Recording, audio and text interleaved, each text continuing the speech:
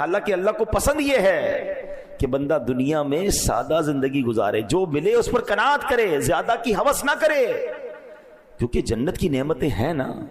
لیکن آج تو ریس لگی ہوئی ہے، اس نے گاڑی لی تو میں نے لینی، اس نے موبائل لیا میں نے اس سے اچھا لینا، اس نے گھر بنایا مجھے اس سے اچھا بنانا ہے، اور نہیں ہے تو دنیا میں اللہ کی رضا کے لیے سادگی اختیار کرنا، دنیا میں اللہ کی رضا کے لیے خواہشات نفسی کو روکنا، کیونکہ اس میں جب بندہ گرفتار ہوتا ہے نا کہ جو چاہیے کر لیا، جو چاہیے کھا لیا، جو چاہیے پہن لیا، جو چاہے خرید لیا، جب اس قدر وہ دنیا میں گرفتار ہوتا ہے تو ایک وقت آتا ہے کہ پھر حلال و حرام کی تمیز ہی ختم ہو جاتی ہے، کیونکہ اب شوق ہے ہر چیز لینی ہے، اب نہیں ہے پیسے تو حرام کمائے گا، نہیں ہے پیسے تو معاذ اللہ وہ پھر غلط کاموں کی طرف جائے گا۔ اگر انسان اپنے آپ کو روکنے والا ہوگا تو پھر وہ حرام سے بھی رکے گا۔ کیا خوبصورت انداز ہمارے بزرگوں نے اختیار کیا کہ دنیا کی دولت ہوتے ہوئے، اختیار ہوتے ہوئے بھی اپنے آپ کو دنیا کی نعمتوں میں غرق نہ کیا تاکہ آخرت کی نعمتیں باقی رہیں۔ ایک اور واقعے سے سمجھیے، حضرت عمر فاروق رضی اللہ عنہ ایک بار شام گئے، ملک شام، آپ امیر المومنین تھے، آپ کے لیے بہت لذیذ کھانا تیار کیا گیا، ایسا لذیذ، اتنا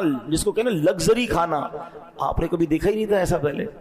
تو حضرت عمر نے فرمایا ھذا لنا فما لفقراء المسلمین الذین ماتوا وهم لا يشبعون من خبز الشعیر، یہ کھانا ہمارے لیے ہے تو ان محتاج مسلمانوں کے لیے کیا تھا کہ جو اس حال میں فوت ہوئے کہ انہیں جو کی روٹی بھی پیٹ بھر کے نہیں کھائی۔ تو آپ کو حضرت خالد بن ولید نے جواب دیا لہم الجنہ، ان کے لیے جنت ہے، وہ تو کم کھایا انہوں نے، دنیا کو اتنا ان کو نعمتیں ہی نہیں ملی، صبر کر کے چلے گئے، ان کے لیے جنت ہے۔ یہ سن کر فاروق اعظم کی آنکھوں سے آنسو بہنے لگے۔ آپ کہتے ہیں لَإِن كَانَ حَظُّنَا مِنْ هَذَا الْحُطَامِ وَذَهَبُوا بِالْجَنَّةِ لَقَدْ بَايَنُونَا بَوْنًا بَعِيدًا، کاش ہمارے لیے دنیا کا حصہ چند لکڑیاں ہوتی، وہ محتاج مسلمان اپنے حصے میں جنت لے گئے، ہم میں اور ان میں بہت فرق ہے۔ اب یہ کیسی بات ہے، فاروق اعظم جیسی شخصیت جو 100% جنتی ہیں، جن کو تو نبی پاک نے دنیا میں جنت کی بشارت دی، وہ تڑپ رہے ہیں کہ وہ غریب لوگ، وہ فاقہ کش، وہ اللہ کی رضا پر راضی رہنے والے جنت لے گئے، ہمارے اور ان میں بڑا فرق ہے۔ مگر آج ہمارے پاس تھوڑا ہو تو ہمیں تکلیف ہو جاتی ہے، ہم کسی کے مال کو دیکھ کر پریشان ہو جاتے ہیں۔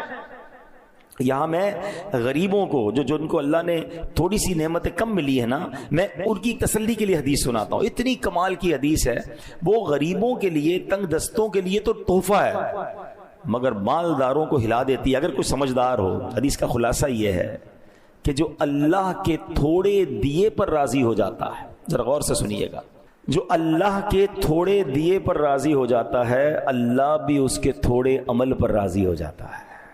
یا اللہ، آپ سمجھے اس کا معنی؟ اگر اللہ نے تھوڑا دیا ہے اور بندہ راضی ہے، اللہ کی رضا پر راضی ہے، قیامت کے دن اگر اس کے عمل تھوڑا ہوا نا، اللہ اس پہ راضی ہو جائے گا۔ یہ سودا مہنگا نہیں ہے، ہم تو ہیں ہی تھوڑے عمل والے، اللہ نے جتنا دیا۔ اچھا، کچھ لوگ ہیں جن کی زندگی غربت میں اور سادگی میں گزر رہی ہے مگر وہ راضی نہیں ہے۔ شرط کیا ہے؟ اچھا، بندہ کہہ رہا ہے یار کیا کروں بھائی، جینا پڑے گا، پریشان تو ہوں لیکن بس کاش مجھے بھی مل جائے، میں تو پریشان، مجھے ملا ہی کچھ نہیں، تو یہ راضی رہنا نہ ہوا نا۔ اللہ نے تھوڑا دیا تو بندہ اس کو راضی رہ گیا، اللہ تو نے جو دیا میں اس پر راضی۔ تو جو لوگ غربت میں زندگی گزار رہے ہیں ان کو کرنا یہ کہ راضی رہیں، اللہ نے دیا، اللہ جتنا چاہے گا آگے عطا فرما دے گا، لیکن راضی رہے تو اللہ تھوڑے عمل پر راضی ہو جائے گا۔ اس کا اپوزٹ سمجھیں کہ پھر جس کو زیادہ دیا ہے اور قیامت کے دن اس سے زیادہ عمل مانگ لیا گیا تو اس کا بنے گا کیا؟ تو زیادہ کی خواہش تو لوگ کرتے ہیں مگر کیا اعمال زیادہ ہوتے ہیں؟ بلکہ یہاں تو معاملہ الٹا ہے، غریب آدمی بیچارہ مسجد بھی آ رہا ہوتا ہے، ذکر و اذکار بھی کر رہا ہوتا ہے، کچھ خوف خدا بھی دل میں ہوتا ہے، مگر جیسے ہی مالدار بنا دیا جاتا ہے مسجد سے بھی دور اور برائیوں میں پڑ جاتا ہے۔ تو بعض اوقات تو مال آ کر بندہ رب سے دور ہو جاتا ہے، تو ایسے مال کا کیا کرنا ہے؟ تو اللہ کرے کہ یہ بات سمجھ آ جائے کہ ہمیں اللہ کی رضا کو مقدم رکھنا ہے۔ حضرت مولا علی شیر خدا کی غرض بات سنیے گا، کیا گہری بات فرماتے ہیں۔ آپ سے سوال ہوا دنیا کے متعلق آپ کیا فرماتے ہیں؟ فرمایا حلالھا حساب و حرامھا عذاب۔ یہ دنیا کیا ہے؟ کہتے ہیں دنیا کی حرام چیزوں پر عذاب ہے اور حلال نعمتوں کا روز قیامت حساب ہوگا۔ یعنی دونوں صورتوں میں ہم مشکل میں ہے نا، عذاب تو اللہ معاف کرے، اللہ سے ہم دعا کرتے ہیں ہم میں سے کسی کو بھی عذاب نہ ہو، حرام کمانے والے کو تو عذاب ہوگا، مگر ایسا نہیں کہ حلال آپ کو ملا تو اس کا حساب نہیں ہوگا، حساب اس کا بھی ہوگا۔ ذرا تصور کریں کہ قیامت کا دن 50,000 سال کا دن ہو، سب اگلے پچھلے حاضر ہوں، میزان عمل رکھ دیا جائے، سورج گرمی برسا رہا ہو، تانبے کی زمین خوب دہک رہی ہو، اور اس حالت میں اگر حساب دینا پڑا حلال چیزوں کا، حرام پر تو عذاب ہے، مگر تمہیں حلال مال دیا گیا، تمہیں لباس دیا گیا، گھر دیا گیا، اولاد دی گئی، نعمتیں دی گئی، عزت دی گئی، حساب دو، تو ایسی افراتفری میں کیسے حساب دے سکیں گے؟ اب اس بات کو اس طرح سمجھیے، حضرت حاتم اصم رحمت اللہ تعالی بہت بڑے اللہ کے ولی ہیں، ایک مالدار شخص آپ کے پاس آیا اور آ کر کہا کہ حضور آپ کی دعوت کرنی ہے۔ اللہ والے ویسے بھی دعوت میں جاتے نہیں، آپ اسے انکار کرتے رہے، وہ ضد کرتا رہا، کہتا اچھا ٹھیک ہے اگر بلا ہی رہے ہو تو میری 3 شرطیں ہیں، ان شرطوں کو مانو گے تو میں نے تمہارے گھر پہ آنا ہے۔ کہتا بس حضرت جو آپ کی شرط ہوگی مانوں گا، آپ میرے گھر آ جائیں۔ شرطیں تو بتائیے۔ فرمایا پہلی شرط یہ ہے جہاں چاہوں گا وہاں بیٹھوں گا، دوسری شرط جو چاہوں گا کھاؤں گا، پھر اس کے بعد جو کہوں گا وہ کرنا پڑے گا، تیسری شرط یہ ہے۔ کہتا حضرت تینوں شرطیں منظور۔ اب جب حضرت نے اوکے کر دیا، ڈیٹ فکس ہو گئی، اس نے پورے شہر میں اعلان کر دیا، بڑے بڑے لوگوں کو بلایا کہ مبارک ہو میرے گھر پہ حضرت حاتم اصم رحمت اللہ تعالی علیہ آ رہے ہیں، بڑی شاندار دعوت، طرح طرح کے کھانے، زبردست قسم کا اس نے پوری تیاری کر لی۔ لوگ آ گئے، حضرت حاتم اصم رحمت اللہ تعالی کا انتظار۔ آپ جیسے ہی آئے، جہاں جوتے پڑے تھے نا لوگوں کے، وہاں حضرت حاتم اصم بیٹھ گئے۔ کھانے کا ٹائم ہوا، اپنی جھولی سے ایک سوکھی روٹی کا ٹکڑا نکالا اور حضرت حاتم اصم نے وہ ٹکڑا کھانا شروع کر دیا۔ اب بڑا سا چولہا لاؤ اور اس کے اوپر ایک بہت بڑا توا رکھ دو۔ چولہا جلایا گیا، توا رکھ دیا گیا، توا لال ہو گیا، اتنا جلا کہ وہ ریڈ ہو گیا، سرخ۔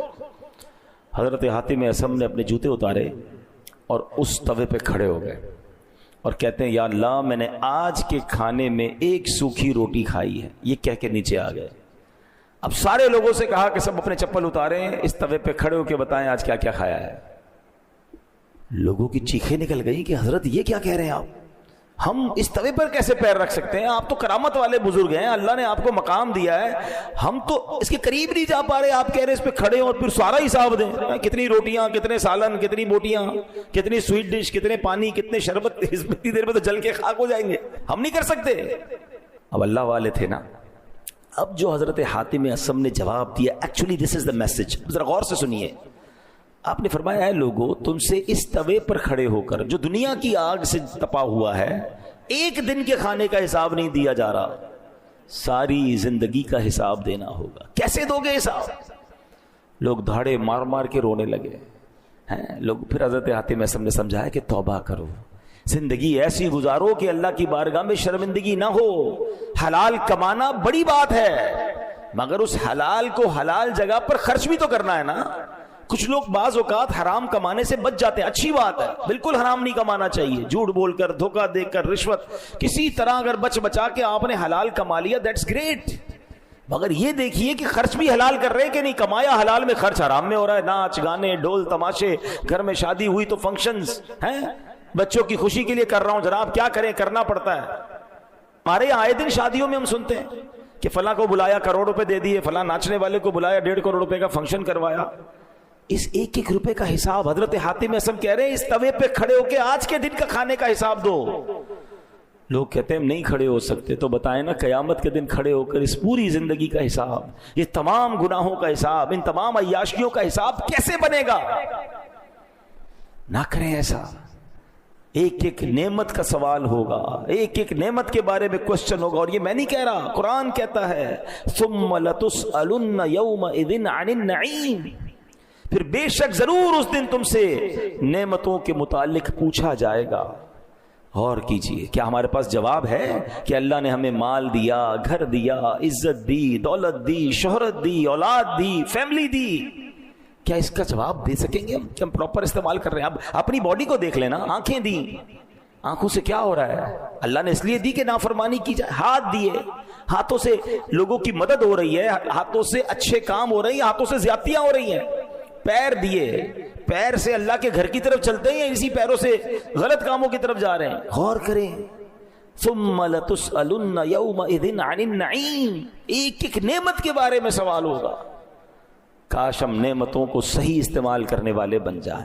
اے میرے پیارے اسلامی بھائیوں، آپ نے سنا کہ غیر مسلموں کو یہ کہا جائے گا کہ تم نے دنیا میں نعمتیں یوز کر لی، آخرت کے لیے کچھ بچا کر نہیں رکھا. کہیں ایسا نہ ہو کہ بس دنیا دنیا، یہاں کی لذت، یہاں کی چیزیں، اور بندہ یہاں ایسا غرق ہو جائے کہ پھر آخرت کے لیے اس کے پاس کچھ نہ بچے. ایک بار مسلمانوں کے دوسرے خلیفہ حضرت عمر فاروق اعظم رضی اللہ تعالیٰ عنہ بارگاہ رسالت میں حاضر ہوئے. دیکھا کہ ایک چمڑے کا تکیہ ہے جس کے اندر کھجور کی چھال ہے. سرکار علی وقار علیہ السلام، اللہ کے حبیب علیہ السلام، اس تکیے سے ٹیک لگائے خردرے بان سے بنی ہوئی چارپائی پر لیٹے ہوئے ہیں. بڑی سی جس کو خردرا ہوتا ہے نا، اس کی ڈوری جو ہوتی ہے، کورس فائبر کارڈز ہوتی ہیں، خردرے بان کی وہ بنی ہوئی چارپائی ہوتی ہے. چارپائی پر کوئی بستر بھی نہیں تھا، کوئی کپڑا بھی نہیں تھا. اس ڈوریوں پر، اس رسیوں پر جو خردری تھی، پیارے آقا لیٹے ہوئے تھے. جب نبی پاک علیہ السلام چارپائی سے اٹھے نا، تو آپ کے جسم پر اس چارپائی کے نشان بنے ہوئے. ہائے ہائے ہائے، جن کے لیے کائنات بنائی گئی ہے، وجہ تخلیق کائنات ہے، جو ریزن آف دا اول کریشن.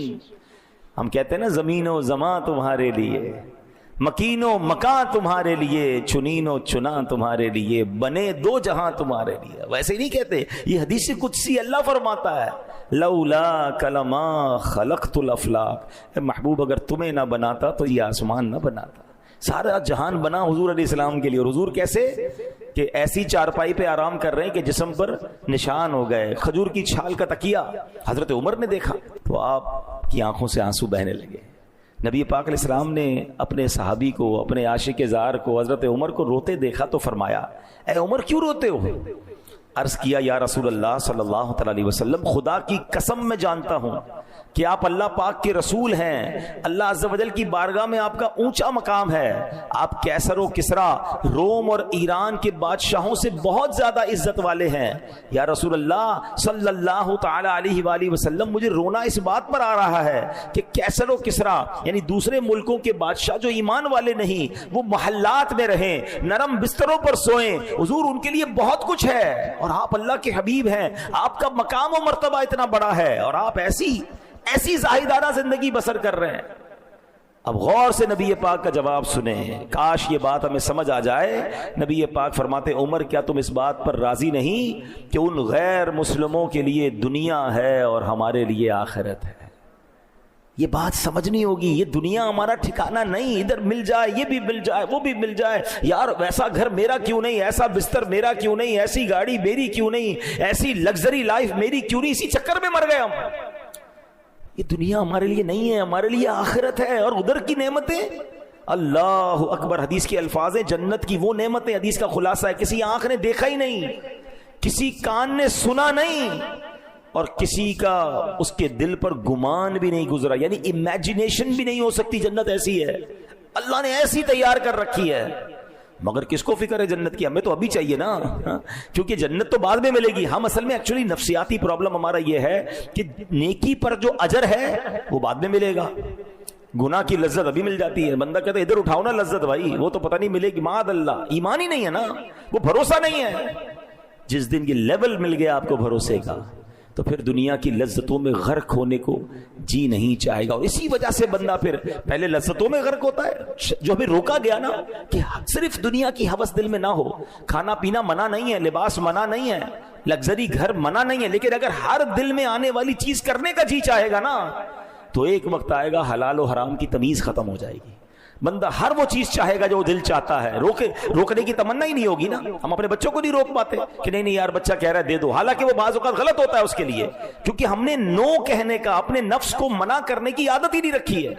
اور اس کی وجہ سے پہلے حلال لذتوں میں، اور ایک وقت آتا ہے کہ پھر نقصان دہ لذتوں میں، اور ایک وقت آتا ہے پھر حرام لذتوں میں بندہ پڑ جاتا ہے، اور آخرت کی جو نعمتیں ہیں اس سے دور ہو جاتا ہے. نبی پاک کی شان کیا ہے؟ نعت کی اشعار سب کو یاد ہے. سلام اس پر کہ جس نے بے کسوں کی دستگیری کی، سلام اس پر کہ جس نے بادشاہی میں فقیری کی. یہ بات سمجھنی ہے. کچھ لوگ ہوتے ہیں غریب فقیر، ان کے ہاتھ میں نہیں ہوتا امیری، مگر میرے آقا وہ ہیں جو بادشاہ ہیں اور بادشاہی میں فقیری کی. اختیار تھا آپ کے پاس. خود فرماتے علیہ الصلوۃ والسلام کہ میں چاہوں تو یہ پہاڑ سونے چاندی کے بن کر میرے ساتھ چلنا شروع ہو جائیں. مگر حال کیا ہے؟ سلام اس پر کہ جس کے گھر میں چاندی تھی نہ سونا تھا.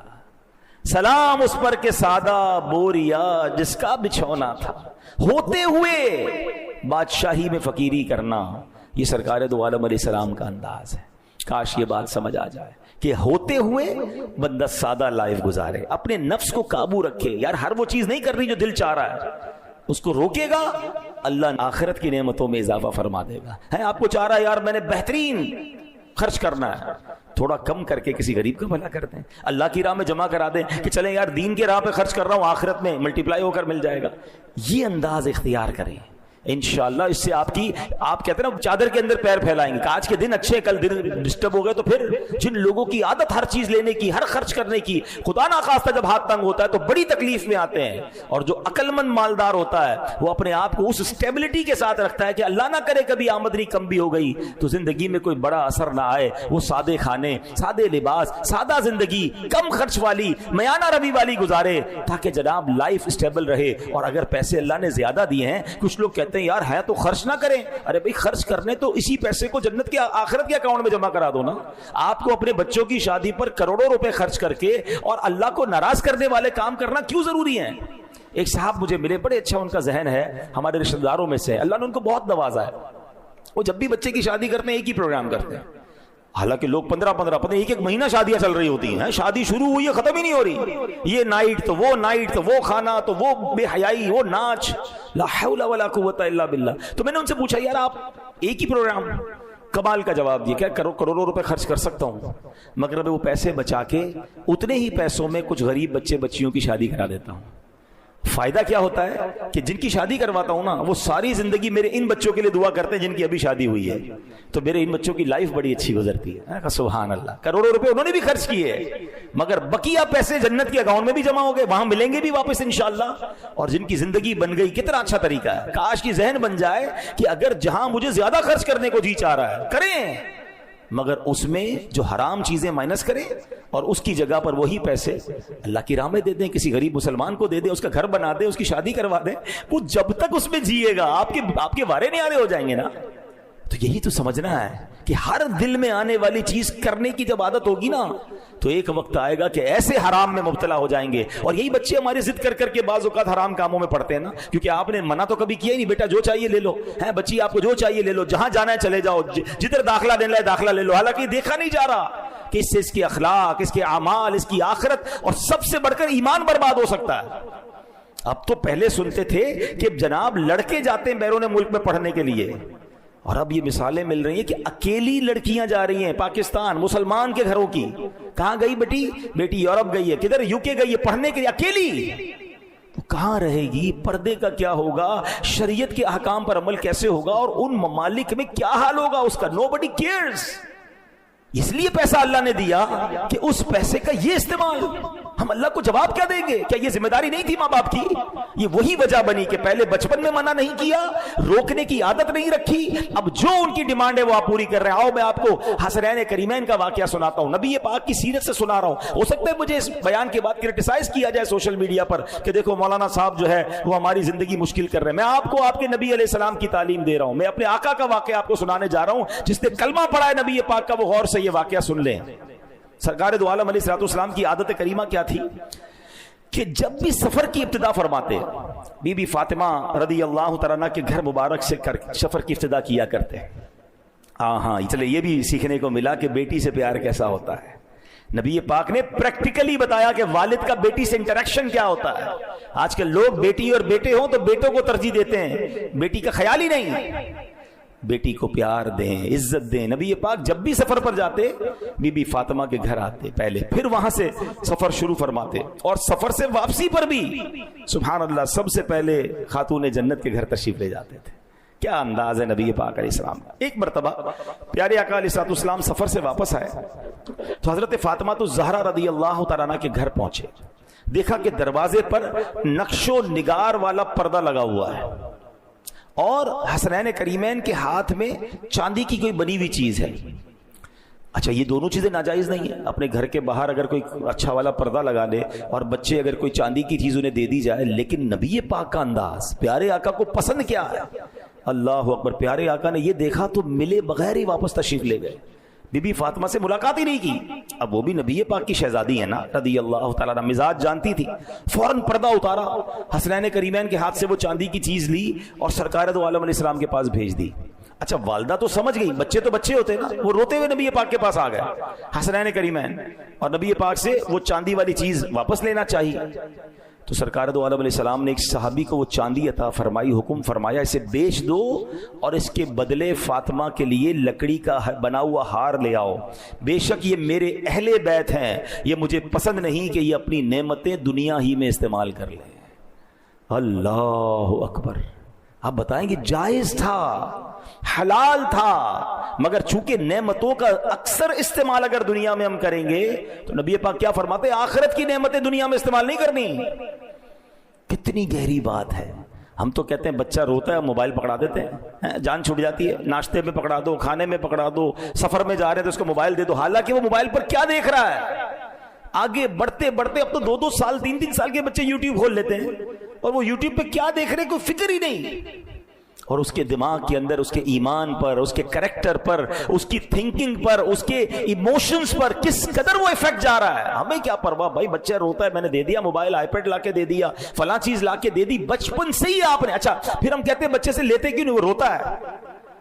ہاں بی بی فاطمہ کے گھر سے حسنین کریمین بھی روتے ہوئے آئے تھے نا. نبی پاک نے سبحان اللہ کتنی 1450 سال پہلے ہماری تربیت فرما دی کہ بچہ روئے اور اگر کوئی چیز اس کے لیے بہتر نہیں تو اس کو رونے دو. وہ حسنین کریمین کہ جن کی آنکھ کا آنسو فرشتے برداشت نہیں کرتے تھے. اللہ اکبر. فرشتے گوارا نہ کرتے کہ حسنین کریمین کی آنکھوں میں آنسو آ جائے, مگر نبی پاک ان کی تربیت فرما رہے. ایکچولی دس از ریکوائرڈ کہ آج اپنے بچوں کو اب اس کا طریقہ ہے ماشاءاللہ, پڑھے لکھے لوگ سمجھاتے ہیں کہ یار اگر بچے کو موبائل چھوڑوانا ہے تو آپ انوالو ہو جائیں. اصل میں ہمارے پاس ٹائم نہیں.